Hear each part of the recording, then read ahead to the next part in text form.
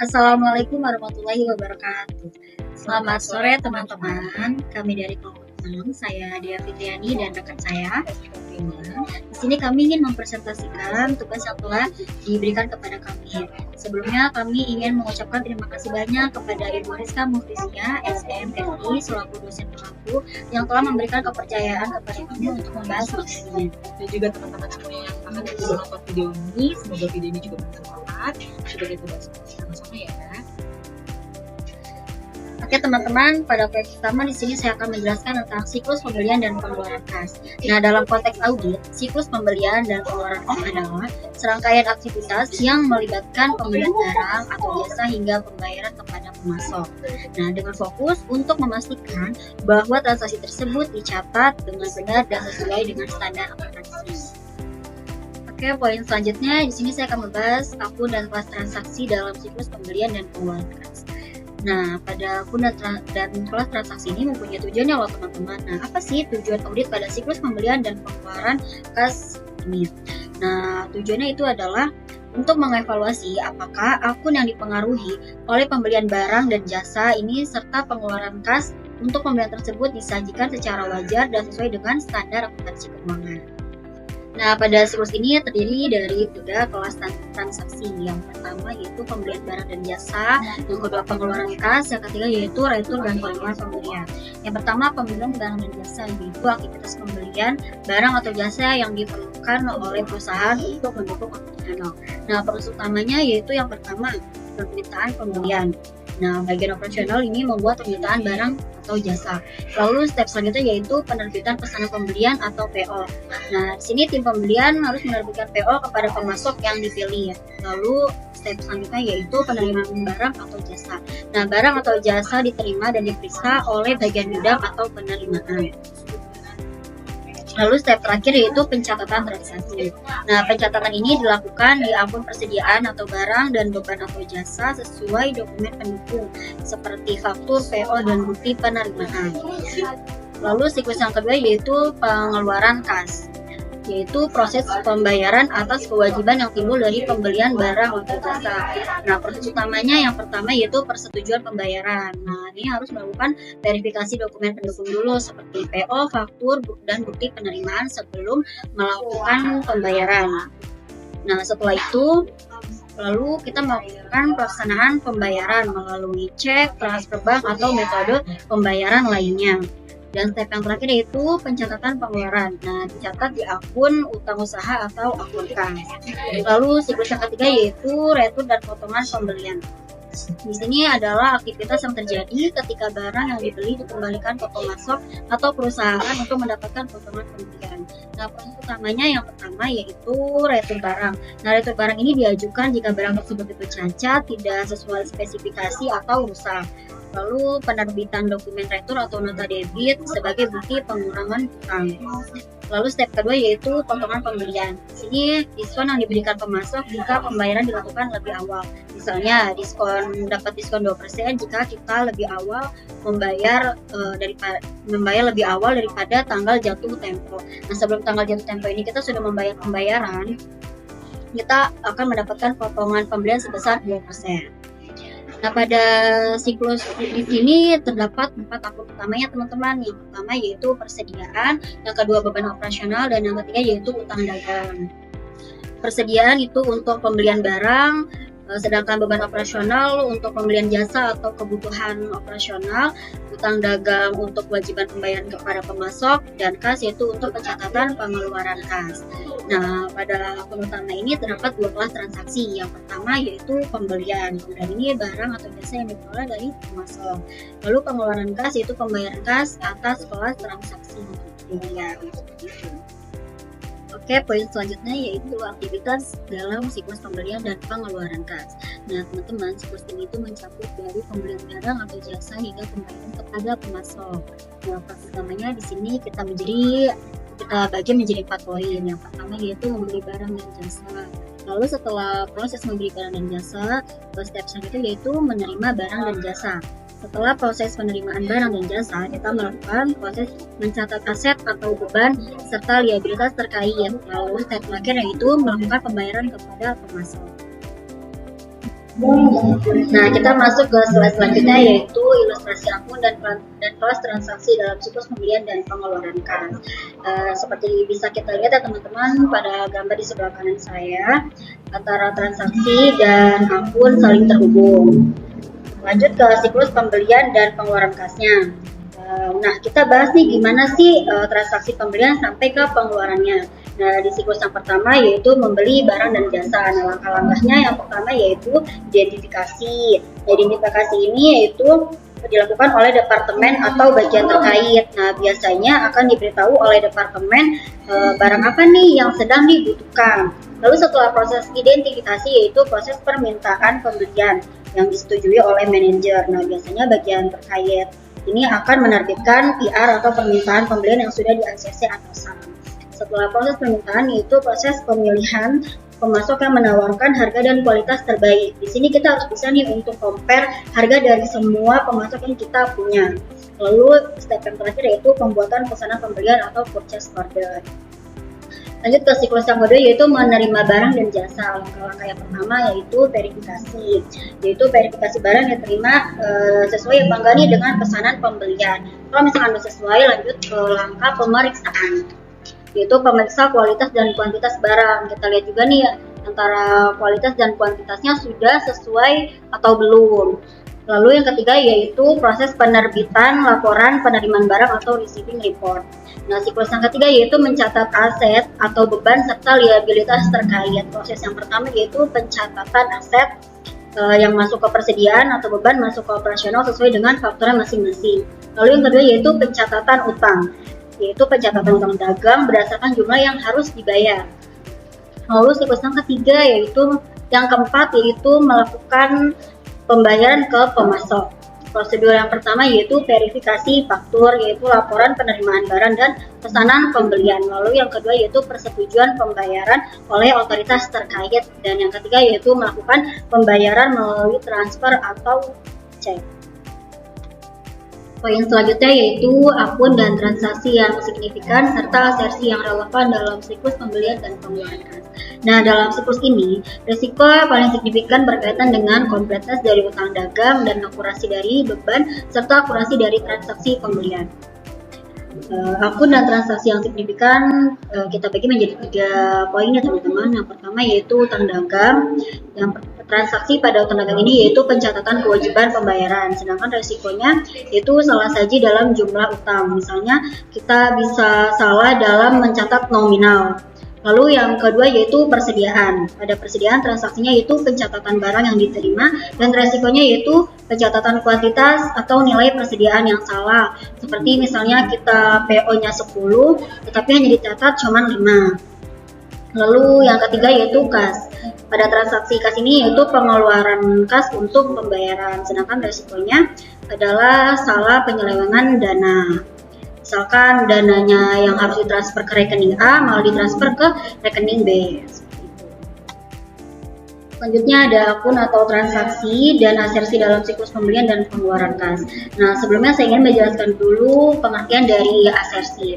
Nah, asersi itu adalah pernyataan atau klaim yang dibuat oleh manajemen perusahaan terkait dengan laporan keuangan.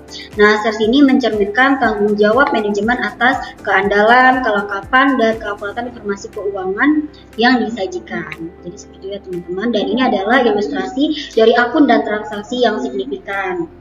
Seperti akun utang dagang, asersi yang relevannya yaitu completeness atau kelengkapan, lalu eksistensi dan valuation atau penilaian. Sedangkan pada akun beban, asersinya yaitu completeness, classification atau klasifikasi, dan akurasi atau akurasi. Lalu pada akun transaksi pembelian, asersi yang relevannya yaitu occurrence atau keterjadian, lalu akurasi, lalu cut off atau batas, dan classification atau klasifikasi. Dan yang terakhir yaitu akun transaksi pengeluaran kas, yaitu ada completeness, akurasi, dan cut off. Oke, di poin ini yaitu risiko kesalahan penyajian material dalam siklus pembelian dan pengeluaran kas. Di sini ada 3 contoh risikonya teman-teman. Yang pertama yaitu kesalahan pencatatan jumlah atau nilai pembelian. Nah, kesalahan pencatatan atau nilai pembelian ini menunjukkan bahwa jumlah yang dicatat mungkin tidak akurat. Jadi auditor akan memeriksa apakah angka yang dicatat dalam pembelian ini sesuai atau tidak dengan dokumen pendukung seperti faktur. Lalu yang kedua yaitu pengeluaran kas yang tidak sah atau fiktif. Nah, pengeluaran kas yang tidak sah atau fiktif ini berkaitan dengan apakah transaksi tersebut benar-benar terjadi. Jadi auditor akan mengecek nih validitas transaksi dengan dokumen pendukung itu. Lalu yang ketiga yaitu kelalaian mencatat utang atau kewajiban. Nah, kelalaian mencatat utang atau kewajiban itu berhubungan dengan asersi kelengkapan karena laporan keuangan mungkin tidak mencerminkan seluruh kewajiban yang ada. Jadi auditor akan mengevaluasi nih apakah semua utang itu dicatat, misalnya dengan memeriksa konfirmasi pihak ketiga atau dengan mengecek rekonsiliasi saldo. Lalu penyebab umum terjadinya kesalahan penyajian material, ini yang pertama ada sistem pengendalian internal yang lemah. Nah, mengapa sistem pengendalian internal lemah ini dapat menciptakan peluang untuk terjadinya kesalahan atau kecurangan. Contohnya seperti kelemahan pengendalian internal meliputi kurangnya pemisahan tugas, kurangnya otorisasi yang memadai, dan prosedur verifikasi yang tidak efektif. Seperti itu. Lalu yang kedua ada ketidaksesuaian antara dokumen pendukung dan catatan. Nah, ketidaksesuaian ini terjadi ketika data dalam dokumen pendukung seperti faktur atau tanda terima tidak selaras dengan pencatatan pembukuan.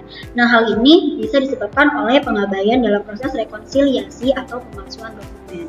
Lalu yang ketiga yaitu kesalahan manusia atau kecurangan. Nah, kesalahan manusia ini sering terjadi itu karena ketidaktahuan, kelalaian, atau kelelahan. Sementara itu, kecurangan adalah tindakan sengaja untuk memanipulasi laporan keuangan demi keuntungan pribadi atau entitas. Ya, itulah kenapa disebut dengan kecurangan atau fraud. Ya, karena disebabkan juga bisa karena ada kesempatan dan karena sistem pengendalian internal yang lemah juga ya. Lalu poin selanjutnya yaitu evaluasi aktivitas dan desain pengendalian. Nah, evaluasi yang dilakukan oleh editor ini yang pertama, apakah otorisasi pembelian dilakukan oleh pihak yang berwenang? Ya pastinya dong, karena otorisasi pembelian ini untuk memastikan bahwa transaksi pembelian ini hanya dilakukan dan disetujui oleh pihak yang berwenang sesuai dengan kebijakan perusahaan. Nah, hal ini tuh bertujuan untuk mencegah pembelian tidak sah, pembelian berlebihan, atau transaksi fiktif. Lalu yang kedua, apakah dokumen pendukung transaksi memadai? Pastinya harus memadai karena dokumen pendukung seperti faktur, laporan penerimaan barang, dan kontrak pembelian itu digunakan untuk memverifikasi keabsahan, keakuratan, dan kelengkapan transaksi.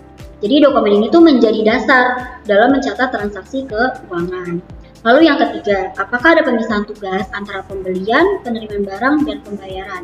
Pastinya ada, kan? Karena pemisahan tugas adalah elemen penting dalam pengendalian internal, yaitu untuk mencegah kecurangan dan kesalahan. Ketika fungsi pembelian, penerimaan barang, dan pembayaran ditangani oleh individu atau unit yang berbeda, resiko penyalahgunaan wewenang ini berkurang. Jadi untuk meminimalisir. Lalu resikonya ada nih teman-teman, kalau misalkan tidak ada pemisahan tugas, pastinya terjadi fraud atau kecurangan seperti pencatatan pembelian yang fiktif dan dapat terjadi transaksi tanpa terdeteksi. Dan ada juga kesalahan dalam transaksi yang sulit diidentifikasi karena kurangnya pengawasan silang. Lalu tujuan dari evaluasi itu untuk menilai efektivitas desain dan pelaksanaan pengendalian internal. Teman-teman, tadi kan kita sudah dijelaskan oleh rekan saya bagaimana sih siklus dari awal sampai akhir, dari pembelian sampai pengeluaran kasnya, tata caranya, siklus-siklusnya, dan juga prosedur-prosedurnya. Di sini saya akan menjelaskan tentang pengujian pengendalian dalam siklus pembelian dan juga pengeluaran kas. Nah, tujuannya ini untuk apa? Tujuannya untuk memastikan bahwa pengendalian berjalan sesuai dengan desain atau aturan yang sudah berlaku di perusahaan tersebut, teman-teman. Yang kedua itu untuk mengidentifikasi kelemahan dalam pengendalian internal tersebut. Nanti coba saya jelaskan setelah saya jelaskan prosedur pengujiannya ya. Nah, jadi prosedur pengujiannya itu adalah yang pertama, kita harus inspeksi dulu nih teman-teman dokumen seperti faktur, laporan penerimaan, dan juga pesanan pembelian. Nah, jadi di sini kita harus lihat dulu nih apakah faktur ini matching dengan penerimaan barang yang kita sudah terima dan juga pesanan pembeliannya. Contoh misalnya kita pesanan pembeliannya ada 10 quantity, maka kita juga harus menerimanya sebanyak 10 quantity, tidak boleh kurang, tidak boleh lebih. Dan fakturnya juga harus sesuai dengan nominal pesanan pembelian yang sudah kita temukan seperti itu. Yang kedua adalah observasi pelaksanaan prosedur pembelian dan juga pembayaran. Nah, di sini kita mengamati teman-teman bagaimana prosedur pembelian ini bisa berjalan secara baik dan benar dan juga akurat seperti apa yang dimintakan oleh user. Jadi untuk kuantitinya pas, harganya pas, dan juga tertujunya oleh ke pemasok yang telah ditunjuk seperti itu. Nah, untuk pembayarannya juga kita harus pantau nih teman-teman, apakah pembayaran itu sesuai dengan apa yang telah kita ajukan, sesuai dengan budget yang telah ditentukan, dan juga yang paling penting adalah sesuai dengan jumlah yang tertera di pesanan pembelian kita, yang di PO kita gitu. Nah, yang ketiga adalah pengujian sampel transaksi untuk memastikan kepatuhan terhadap prosedur. Nah, di sini kita menguji nih teman-teman, apakah sampel transaksinya itu sesuai dengan prosedur yang telah ditetapkan oleh perusahaan ini gitu. Jadi misalnya kalau untuk kayak pelaksanaan dari mulai permintaan user, munculnya PR hingga penerbitan pesanan itu semuanya berjalan dengan lancar dan juga akurat. Nah, ini tujuannya tadi sudah saya jelaskan. Itu tujuannya ini sangat penting teman-teman. Jadi kita bisa tahu nih pengendalian ini berjalan sesuai dengan aturan atau enggak gitu, dan berjalannya ini akurat atau enggak gitu. Nah, yang paling penting di sini kita bisa tahu nih, kita bisa mengidentifikasi antara dari siklus pembelian sampai pengeluaran kas ini ada nggak sih masalah-masalah internal yang mengganggu. Nah, nanti dari situ kita bisa coba cek untuk memperbaiki di periode selanjutnya. Nah, kita lanjut ke prosedur analisis substantif dan pengujian detail dalam siklus pembelian dan juga pengeluaran kas. Nah, di sini yang dimaksudkan adalah kita harus komputerisasi pemrosesan antara transaksi pembelian dan juga pembayarannya. Itu memungkinkan nggak bagi manajemen untuk menghasilkan beberapa laporan yang dapat dijadikan sebagai bukti audit yang penting. Nah, sebelum kita mengaudit suatu dokumen tentang pembelian hingga pengeluaran kasnya, kita harus punya juga nih bukti-buktinya ya teman-teman, seperti bukti transaksi hingga bukti pembayarannya. Nah, contoh prosedurnya adalah membandingkan tren pengeluaran kas terhadap periode sebelumnya atau periode nanti yang akan mendatang. Nah, contohnya misalnya di tahun sebelumnya kita periode pengeluaran kasnya itu sebanyak 10 juta rupiah. Nah, di tahun ini kita sebanyak 12 juta rupiah. Nah, ini kita bisa membandingkan nih, kenapa di tahun sebelumnya sebesar sekian, di tahun ini melonjak. Nanti kita bisa analisis adakah kenaikan harga ataukah adakah kenaikan kuantiti seperti itu. Nah, fungsinya untuk apa? Nah, di sini kita bisa menganalisis apakah bukti tersebut itu dilakukan secara akurat atau nanti amit-amit ya teman-teman, nanti bisa ada terjadinya kecurangan seperti itu. Nah, yang kedua adalah menganalisis rasio utang dagang terhadap total pembelian. Nah, jadi di sini kita bisa tahu nih utang kita berapa dari total pembelian yang kita sudah berikan. Misalnya contoh pembelian kita sebanyak 10 juta, maka utang dagang kita harus sebesar pembelian kita juga. Jadi nggak boleh lebih, nggak boleh kurang. Di situ kita bisa menganalisis, apakah ini matching atau enggak. Yang ketiga adalah menelusuri selisih signifikan dalam jumlah persediaan yang catat. Nah, jadi ini teman-teman, kalau misalnya kita mempunyai persediaan, kita pasti nggak jauh dari kata selisih stok. Nah, makanya pentingnya kita melakukan stock of name. Di situ kita bisa cari tahu nih kita selisihnya di mana. Adakah barang yang cacat karena kelamaan disimpan atau rusak secara alami, atau mungkin salah penginputan, atau mungkin barangnya hilang. Nah, di situ kita bisa menelusuri nih, ini masalahnya di mana nih selisih ini gitu. Nah, tujuannya untuk apa? Tujuannya ini adalah mengidentifikasi pola anomali atau indikasi salah saji yang tadi saya sudah sebutkan. Bisa jadi selisihnya itu antara salah input atau barangnya rusak karena rusak secara alami, atau mungkin balik lagi kalau misalnya amit-amit terjadinya kecurangan gitu. Jadi misalnya butuhnya cuma 2 nih, tapi PO-nya itu ada 5 gitu. Nah, tapi 3 barang itu nggak terkirim atau orderan fiktif. Gitu. Nah, kita lanjut ke pengujian detail dalam siklus pembelian dan juga pengeluaran kas. Nah, di sini ini tuh mencakup inspeksi dokumen dan transaksi untuk memastikan keakuratan dan keberatan data. Nah, di sini kita bisa cari tahu nih apakah dokumen itu dan transaksi yang sudah terjadi itu akurat atau enggak, matching atau enggak. seperti itu. Nah, prosedurnya kan kami bagi menjadi 3, teman-teman. Pertama adalah verifikasi faktur pembelian dengan laporan penerimaan barang, di mana kita harus cek nih apakah faktur pembelian ini matching nggak dengan penerimaan barang yang sudah kita terima. Contoh, tadi sudah saya jelaskan, kita pesannya itu adalah 10 item, maka di faktur itu nanti akan tertera berapa item yang kita beli. Bisa dia ada kali berapanya. Di situ nanti dia tertera juga. Nah, itu di situ juga selain kita melihat kuantitinya, kita juga harus melihat apakah jumlah nominalnya ini sama, seperti itu. Yang kedua adalah penelusuran jurnal pembelian ke neraca saldo. Nah, di sini kita harus lihat juga nih teman-teman, apakah yang kita posting di jurnal ini, di jurnal pembelian ini, di neraca saldonya ini matching atau enggak gitu. Jangan sampai nanti kalau misalnya ada pembulatan atau salah input menjadi acuan dalam pembayaran, seperti itu, acuan terhambat dalam pembayarannya.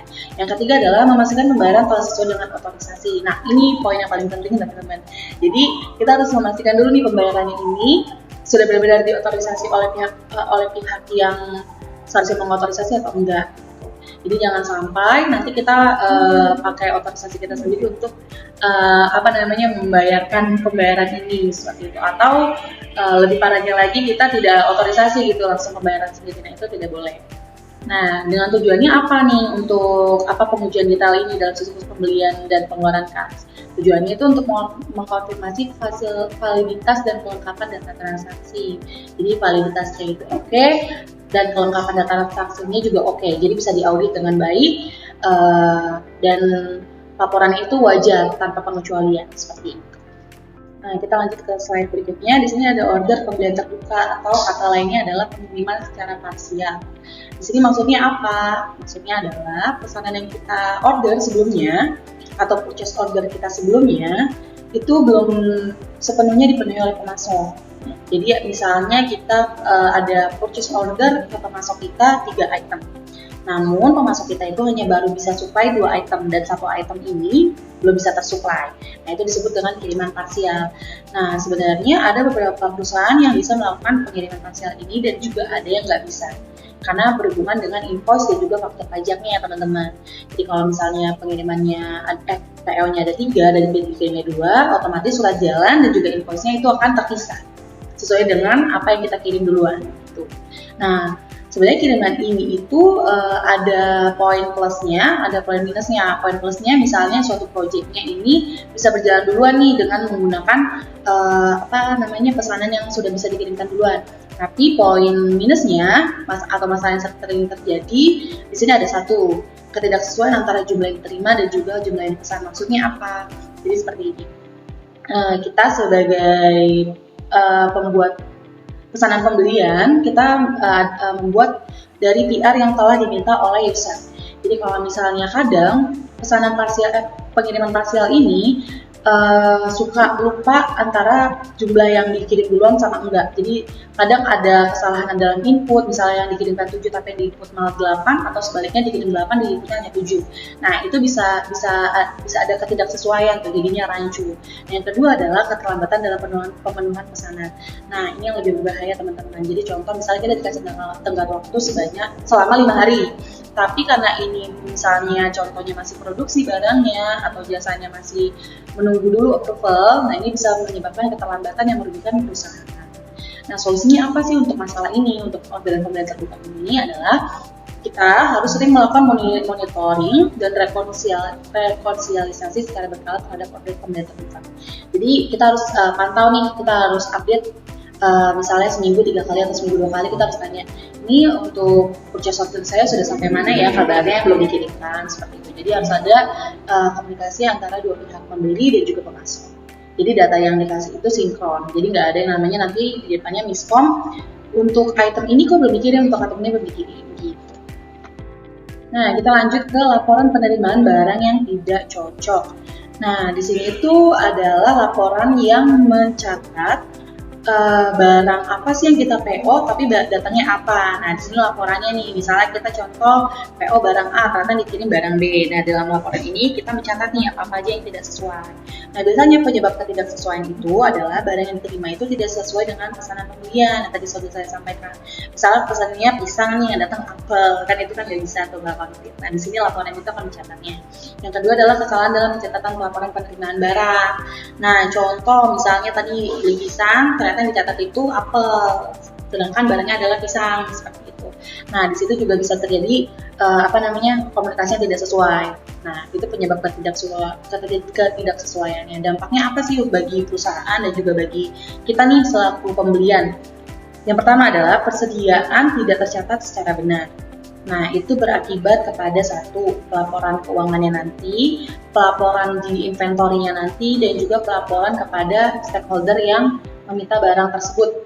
Nah, kedua adalah risiko over atau underestimate dalam laporan keuangan. Nah, nanti kan dalam laporan keuangan ini harus didata nih teman-teman, ini tuh untuk pengeluaran kas ini untuk pembelian apa gitu. Oh, kok bisa sih barang ini harganya nggak sesuai dengan pasaran yang ada gitu. Nah, di sini nanti bisa jadi understatement antara pihak A dan juga stakeholdernya. Nah, itu jadi agak sedikit merumitkan.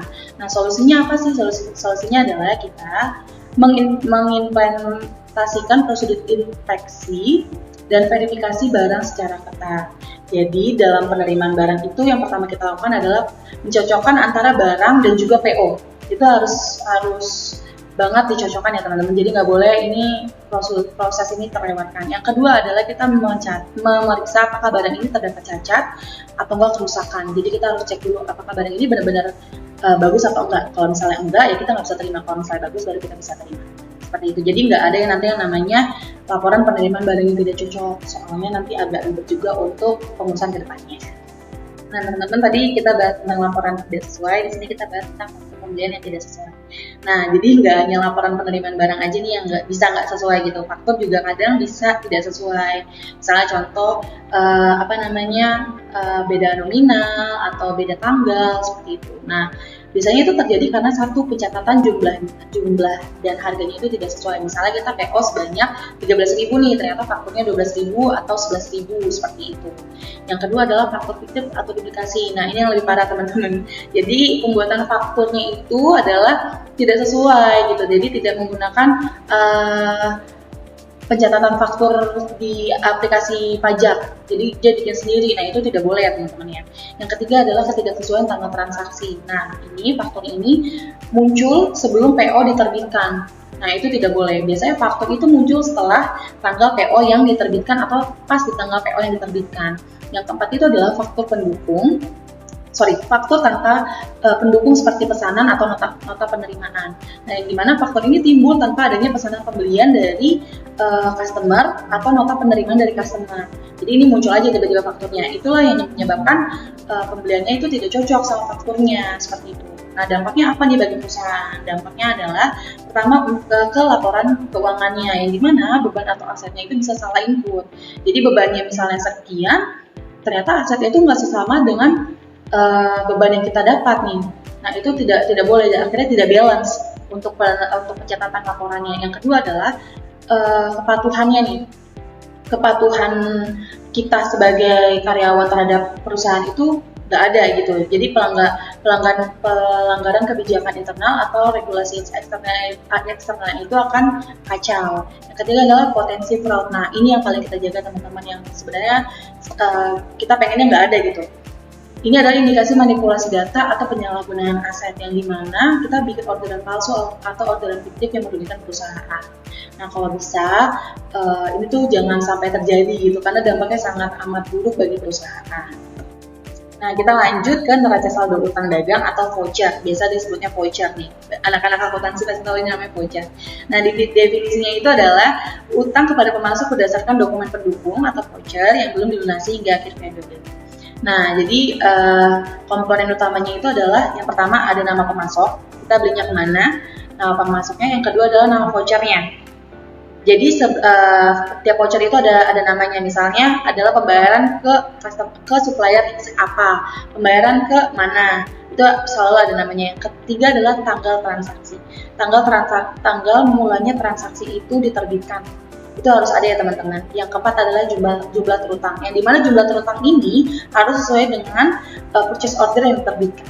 Jadi kalau misalnya nggak ada empat komponen utama ini, biasanya tidak bisa melakukan pembayaran seperti itu. Kecuali dalam case khusus, kalau misalnya memang tidak ada nama pemasoknya, jadi nama pribadi gitu, misalnya dijualnya atas nama pribadi gitu. Biasanya banyak dipakai untuk jasa-jasa yang belum menjadi PT seperti itu. Nah, kita masuk ke dalam jurnal pembelian di next slide ini. Jurnal pembelian itu adalah di mana jurnal yang mencatat semua pembelian kita kepada supplier. Nah, di sini memberikan informasi untuk menganalisis pola pembelian yang dapat menunjukkan karakteristik kesalahan atau kecurangan. Ini maksudnya apa sih? Nah, di sini kita bisa menganalisis nih, apakah pembelian kita ini nanti bisa menimbulkan karakteristik kesalahan atau kecurangan. Kalau kesalahan mungkin pasti selalu ada ya teman-teman, namanya kita manusia mencatat, pasti selalu ada kesalahan dalam pencatatan. Nah, yang kita sangat hindari adalah adanya kecurangan dalam proses pembelian ini gitu. Jadi misalnya pembeliannya sebesar sekian, kita naruhnya sekian gitu. Jadi kita ngambil untung sendiri. Nah, itu kita nanti bisa menganalisis ini ada karakteristik apa gitu. Kedua adalah pemilihan sampel transaksi, kemudian pengendalian. Nah, fungsinya itu jurnal pembelian ini tuh untuk apa sih? Yang pertama adalah mencatat transaksi pembelian secara transaksi pembelian kredit secara sistematis. Jadi biasanya kalau perusahaan-perusahaan itu lebih senang pembelian secara kredit, teman-teman. Kenapa? Karena kita bisa memutar cash flow-nya lebih lama gitu. Nah, jadi pembelian ini tuh tercatat secara sistematis nih. Misalnya pembelian A kemana, jumlahnya berapa, tanggal tagihannya nanti berapa, temponya berapa, gitu. Ada diskon atau enggaknya, jadi tercatat secara sistematis. Yang kedua adalah mempermudah pencocokan transaksi dengan faktur pembelian. Jadi dalam jurnal pembelian ini nanti kita nggak harus bingung-bingung nih, oh ya ini PO-nya yang mana ya, PO-nya yang mana ya, gitu. Itu nggak perlu, jadi kita tinggal buka jurnalnya, kita lihat, oh ternyata POA ini ke supplier ini dengan jumlah sekian, nanti tinggal kita cocokin, oh faktornya sekian, jumlahnya sekian, matching atau enggak. Yang ketiga adalah menyediakan data untuk analisis usaha. Nah, jadi ini bisa juga nih kita gunakan untuk analisis usaha di periode sebelumnya. Oh ternyata di pemasok ini lebih murah loh, jadi data pembelian itu semuanya bisa terdata, mana-mana aja yang lebih murah atau yang lebih bagus itu bisa terdata di situ tanpa kita harus mencari supplier baru gitu. Bisa aja sih mencari supplier baru, cuman kalau misalnya ada yang lama dan lebih oke, kenapa enggak. Yang kedua adalah pembuatan laporan keuangan. Nah, ini yang lebih penting juga teman-teman. Jadi kan jurnal pembelian ini mengacu pada pengeluaran kas atau laporan keuangannya juga gitu. Laporan keuangannya dilihat nih baik atau enggaknya dari laporan pembeliannya juga seperti itu. Yang ketiga adalah evaluasi performa pemasok.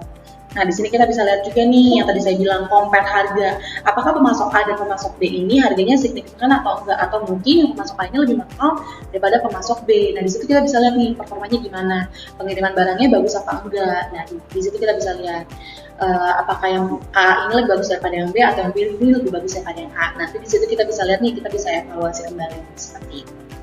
Nah, teman-teman, tadi kita udah bahas tentang laporan aset pembelian. Nah, di sini kita akan membahas tentang laporan aset tetap gitu. Jadi kalau misalnya bedanya apa sih laporan aset tetap dan aset pembelian itu? Kalau aset pembelian itu kan mencatat semua transaksi barang atau jasa oleh organisasi dalam satu periode tertentu aja. Tadi saya bilang detail transaksinya pembeliannya itu seperti tanggal pembelian, nama pemasok, kuantitas, yang tadi sudah kita bahas di slide sebelumnya. Nah, kalau misalnya untuk laporan aset tetap ini adalah mencatat dan memonitoring aset tetap yang dimiliki oleh organisasi untuk tujuan operasional jangka panjang. Jadi nggak satu periode tertentu di teman-teman, tapi untuk jangka panjang. Yang dimana di sini itu daftar aset tetapnya adalah seperti nama aset, misalnya kendaraan, mesin, ataupun gedung. Yang kedua adalah nomor identifikasi aset. Yang ketiga adalah tanggal perolehan. Yang keempat adalah nilai perolehan. Yang kelima adalah akumulasi penyusutan. Yang keenam adalah nilai buku aset saat ini. Yang ketujuh adalah lokasi asetnya. Itu di mana? Contohnya misalnya gedung atau tempat. Itu lokasinya di mana? Gitu. Nah, tujuannya apa? Tujuannya itu untuk memastikan keberadaan, penilaian, dan keyakinan aset tetap itu akurat. Nah, tujuan lainnya adalah untuk mengelola dan memonitoring aset tetap. Misalnya kita punya gedung nih, kita bisa bisa memastikan nih atau memonitoring aset tetap kita ini terjaga atau enggak begitu. Yang keempat adalah menghitung nilai penyusutan dari nilai buku. Prosedurnya apa sih Kak untuk laporan aset tetap ini? Prosedurnya adalah satu, membandingkan saldo aset tetap antar periode. Misalnya periode sebelumnya asetnya segini, periode sekarang asetnya segini. Nah kita bisa bandingkan nih saldonya, bedanya signifikan atau justru bedanya jauh. Kita bisa lihat dari situ, sehat atau enggaknya perusahaan bisa dilihat dari aset tetapnya juga. Yang kedua adalah evaluasi konsistensi penyusutan dari tahun ke tahun. Nah, penyusutannya itu kita bisa lihat nih dari tahun ke tahun itu naiknya secara drastis atau signifikan naiknya. Yang ketiga adalah identifikasi penambahan atau penghapusan yang tidak biasa. Yang keempat itu adalah bandingkan rasio aset tetap terhadap total aset. Seperti itu. Nah, kita bahas sekarang tentang asersi completeness atau kelengkapan. Nah, ini yang dimaksud adalah asersi dalam laporan keuangan yang menyatakan bahwa semua transaksi, akun, atau informasi yang seharusnya dicatat dalam laporan keuangan telah dicatat secara lengkap. Jadi nggak ada yang namanya laporan belum dicatat atau laporan lupa dicatat. Pokoknya semua laporan dalam transaksi itu dicatat secara lengkap. Gitu. Nah, tujuannya agar semua transaksi yang terjadi selama periode itu dicatat secara akurat. Yang kedua adalah tidak ada aset, kewajiban, atau item lain yang seharusnya diungkapkan tetapi tidak disertakan dalam laporan keuangan. Jadi nggak ada yang namanya itu manipulasi data dalam laporan keuangan, teman-teman. Jadi kalau misalnya transaksinya ada 10 atau ada 20, pencatatannya juga harus gitu. Jadi nggak boleh ada dikurang-kurangkan, nggak boleh ada dilebihkan. Nah, contoh penerapannya itu misalnya di dalam completeness ini atau kelengkapan itu ada pendapatan, pengeluaran, aset, dan juga kewajiban. Nah, hubungannya apa sih Kak dengan audit? Nah, hubungannya auditor akan menguji asersi completeness ini untuk memastikan tidak ada kekurangan dalam catatan transaksi, apalagi terdapat kecurangan. Nah, gitu. Prosedur audit ini bermanfaat untuk mencari liabilitas yang tidak dicatat. Itu misalnya kayak nomor 1, kalau misalnya prosedur akuntansinya ini kalau misalnya nggak ada pencatatan ya, tidak ada lengkap, kita tuh bisa satu meminta keterangan dulu. Yang kedua adalah memeriksa file order, file ordernya ini sesuai atau enggak gitu.